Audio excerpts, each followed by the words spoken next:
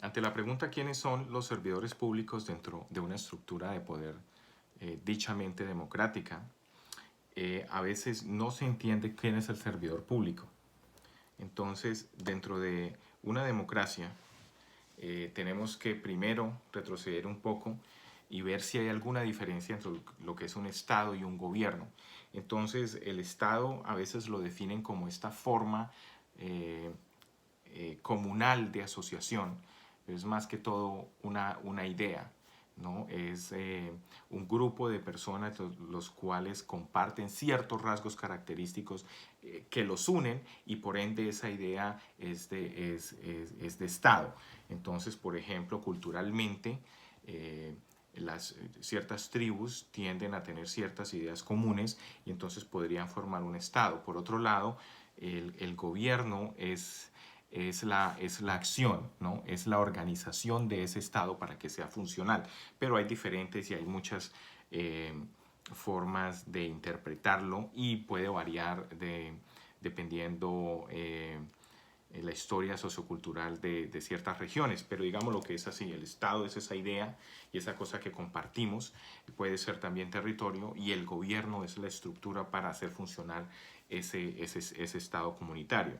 Entonces, para que sea funcional el gobierno tiene cierta estructura y necesita de gente eh, eh, para llevar a cabo las acciones que requiere esa comunidad. Entonces, ahí es donde viene el servidor público. ¿Quién es ese servidor público dentro de ese aparato gubernamental? Entonces, el servidor público es una persona empleada por el sector público, valga la redundancia, y generalmente podemos decir que hay dos tipos, ¿no? Unos son el servidor público electo, que es, digámoslo así, el político, ¿no? Entonces nosotros a través del voto eh, elegimos a esa persona y esa persona, después que es elegida, se convierte en un servidor público electo, lo cual significa que tiene que estar bajo esa sombrilla electoral que dice, por ejemplo, en algunas legislaciones que solamente puede ser elegido por un mandato de 2 años, o 4 años, o 8 años, o indefinido. Pero cada vez que llegan esas votaciones, nosotros podemos quitarlo, digámoslo así. Y claro tiene que tener en cuenta también y respetar otras ciertas condiciones, ¿no? Si un empleado político electo comete un crimen, entonces se puede remover de su cargo, no es solamente a través de elecciones, y tiene, como todo trabajo de un servidor público, cumplir con ciertos requisitos y se espera de él que cumpla con ciertas acciones en nuestra representación o la representación de aquellos que lo eligieron. Por otro lado está el servidor público que se puede llamar de carrera, que es simplemente un empleado del aparato gubernamental. Este empleado no es elegido a través de los votos, simplemente es contratado por la estructura. Ahora, ¿qué se espera?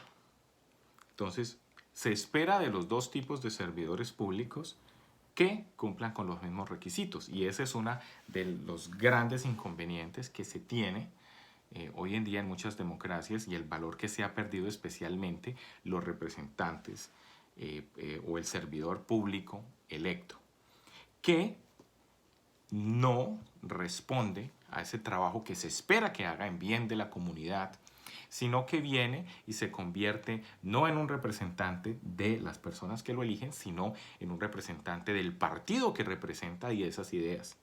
Poco importa si estas contravienen los intereses de los electores. Tenemos, sin embargo, esa oportunidad de, a través de los votos, la próxima vez, si no cumple con lo que es, elegir a otro. Pero ese también viene más o menos con las mismas condiciones. Ese servidor público electo, que responde más a los intereses de su partido que a los intereses de los electores. Por otro lado, el servidor público que es contratado, eh, nosotros no tenemos ninguna forma de llamarlo a rendir cuentas, sino que la forma de que él rinde cuentas es dentro de la estructura que lo emplea, o sea, en un departamento gubernamental, en un ministerio, etcétera, etcétera, dentro del servicio público. Sí, esa es más o menos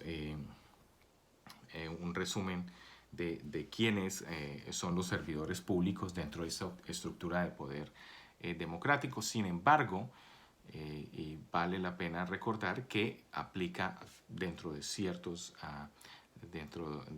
territorios, ¿no? Hay países donde los servidores públicos, la gran mayoría, los servidores públicos contratados en la gran mayoría son elegidos por los servidores públicos electos, ¿no? Entonces ahí viene,